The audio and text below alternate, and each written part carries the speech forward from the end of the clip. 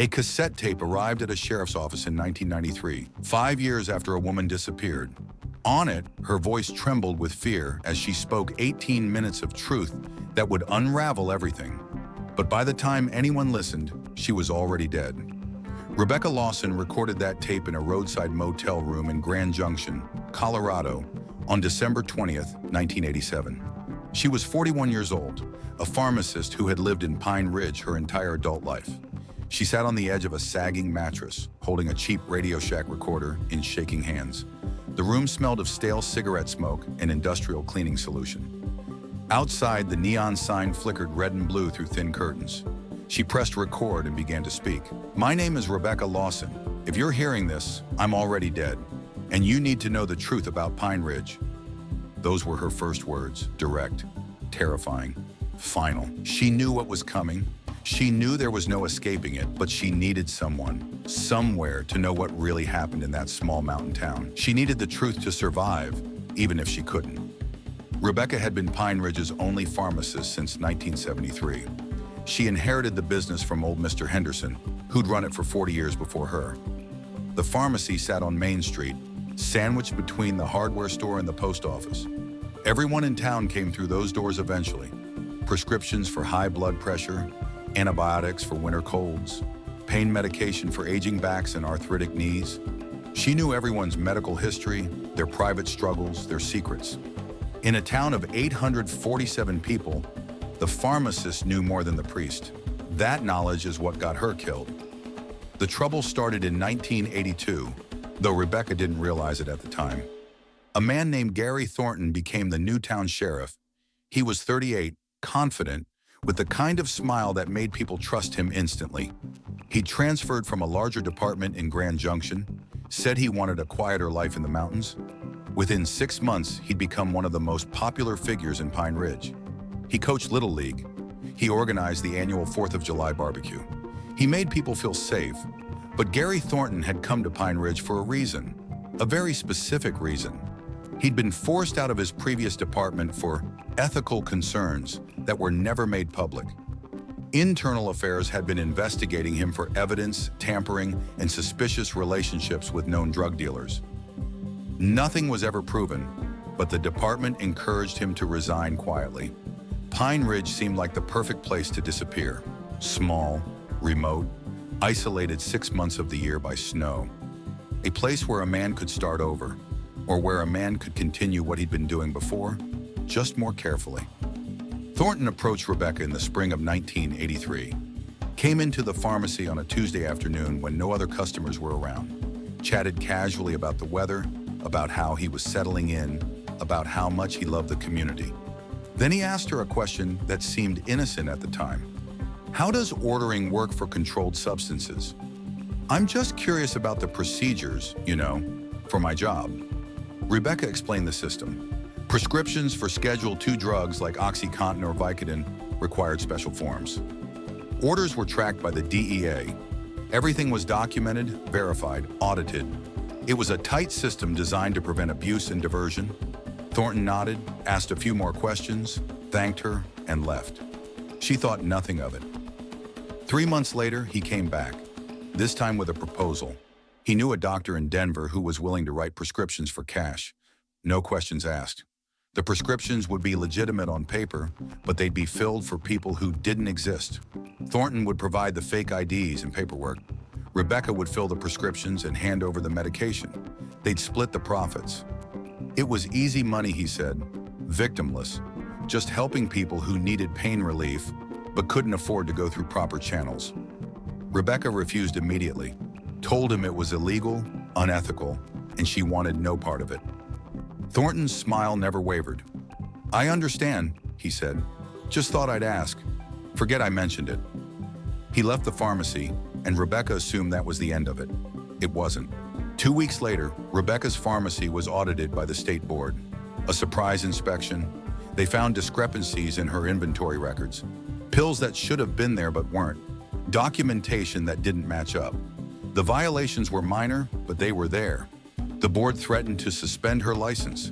Rebecca was horrified. She'd always been meticulous with her records. She couldn't understand how this had happened.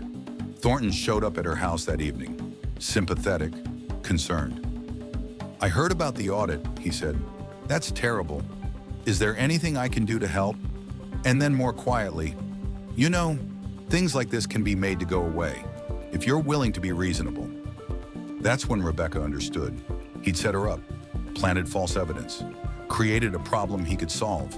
It was textbook manipulation. She had two choices: cooperate or lose everything she'd built. She cooperated. For the next 4 years, Rebecca Lawson ran drugs through her pharmacy. Thornton brought her fake prescriptions. She filled them. He picked up the medication and distributed it through a network that stretched across Colorado and into Wyoming. The money was substantial. Rebecca's cut was deposited into an account Thornton set up for her in Denver. She never touched it, never spent a dollar. She told herself she was building evidence, that someday she'd take it all to the authorities and end this nightmare. But the network grew. It wasn't just Thornton anymore. David Mitchell from the Public Works Department joined in, providing logistics and transportation.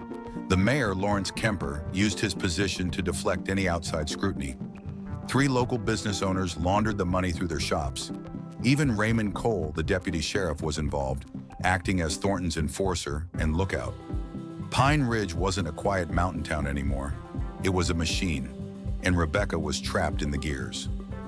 Then Michael Chen arrived, the new forest ranger assigned to the station just outside Pine Ridge in October 1987. He was young, idealistic, fresh out of training. He took his job seriously. Started patrolling the remote logging roads, the areas most rangers ignored. That's where he noticed the unusual vehicle traffic. Trucks moving through the forest late at night, no logging permits, no legitimate reason to be there. He started documenting it, taking photographs, writing detailed reports.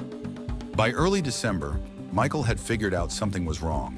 He didn't know exactly what, but he knew it involved people from Pine Ridge.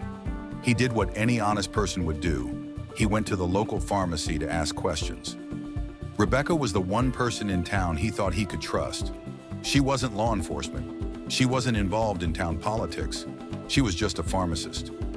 On the evening of December 14th, Michael came to the pharmacy after hours. Rebecca let him in through the back door. He showed her his evidence, the photographs, the license plate numbers he'd recorded. He'd traced some of the vehicles back to Pine Ridge residents. David Mitchell's truck, the mayor's SUV, even the sheriff's personal vehicle. "Something illegal is happening," Michael said. "I think it's drugs. I need your help. You know this town better than anyone." Rebecca broke down, told him everything. The whole operation, how long it had been running, who was involved, how she'd been forced into it. Michael listened, taking notes, his expression growing darker with every detail. When she finished, he promised her they'd expose it together. He'd go to the state police. She'd provide testimony and evidence. They'd bring the whole network down. But Rebecca knew better. "They'll kill us," she said. "These aren't just corrupt officials. They're criminals. They've built too much to let it fall apart." Michael didn't believe her. He was too young to understand how deep betrayal could run. "Trust the system," he said. "It'll work." Someone saw his truck parked behind the pharmacy. Tom Bridges, the retired coal miner, mentioned it to someone at the diner the next morning. Word traveled fast in a small town. By noon, Thornton knew. By evening, plans were in motion. Sarah Mitchell, David's wife, became collateral damage. She wasn't involved in anything, didn't know what her husband did. But David was panicking, sloppy, paranoid. When he went to confront Michael that night of December 14th, Sarah followed him, worried about his strange behavior. She saw too much, heard too much. David made a decision in a moment of terror. His wife or his freedom, he chose himself. Michael was lured to a remote location under the pretense of meeting an informant who had more information about the drug operation. Thornton and Cole were waiting. One shot to the chest. His body was dumped in a ravine, meant to be hidden until spring thaw. And Rebecca ran. She knew she was next. Packed a bag, took her tape recorder, and drove through the night to Grand Junction. Checked into the Mountain View Motel under a fake name. Recorded her confession. Mailed the tape to the sheriff's office with instructions that it not be opened until 1993, giving her time to disappear completely. But Raymond Cole was good at his job. He tracked her down in 3 days, found her motel room, knocked on the door. When she opened it, he didn't say anything, just raised his service weapon and fired once. Direct shot to the back of the head, execution style. He wrapped her body in the motel bedspread, loaded it into his trunk, and drove to a remote area outside Glenwood Springs. Buried her in a shallow grave that wouldn't be discovered for 14 years. The cassette tape sat in an evidence locker, unopened, for 5 years. The sheriff's office had been told it was related to an ongoing case and shouldn't be accessed until 1993. When it was finally played in March of that year, the current sheriff, a man who'd replaced Thornton after his retirement in 1991, listened in stunned silence. He called the FBI immediately. An investigation was launched. But by then, most of the network had dissolved. Thornton had moved to Arizona. David Mitchell was dead from a heart attack. The mayor had left office. The business owners had sold their properties and moved away.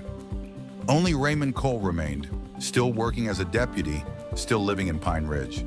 He was questioned extensively, denied everything. Without Rebecca's body or any physical evidence, the case went nowhere. Cole retired in 2004 with full benefits. He died in 2006, giving that deathbed confession to a priest, finally admitting what he'd done. Rebecca's body was found in 2001 by hikers. By then, her dental records were the only way to identify her. The bullet was still lodged in her skull. Ballistics testing was attempted but inconclusive after so many years in the ground. No charges were ever filed. The tape still exists. 18 minutes of one woman's desperate attempt to expose the truth. Her voice cracks in places. You can hear her crying, you can hear her fear, but you can also hear her determination. "They can kill me," she says near the end of the recording, "but they can't kill what I know. Someone will hear this, someone will care, and maybe, just maybe, that'll be enough." It wasn't enough to bring anyone to justice, but it was enough to preserve the truth, to ensure that Sarah Mitchell, Michael Chen, and Rebecca Lawson weren't forgotten, to make sure someone knew they didn't die because of a love triangle or a random act of violence. They died because they threatened people in power. They died because they chose honesty over complicity. Today, that tape is kept in an evidence locker in Grand Junction. Requests to make it public have been denied multiple times, citing privacy concerns and ongoing investigation status. But there is no ongoing investigation. There's only silence. The same silence that killed 3 people in December 1987. If you lived in Pine Ridge, would you have spoken up like Michael did? Would you have recorded a confession like Rebecca? Or would you have looked away like so many others? Because here's the truth about small-town betrayal. It doesn't announce itself. It doesn't wear a mask or carry a weapon. It looks like your neighbor, your sheriff, your mayor, people you've known for years, people you trust. And sometimes the only thing standing between truth and silence is a cassette tape, recorded by a terrified woman in a roadside motel, waiting for someone brave enough to listen. The question is, are you listening now?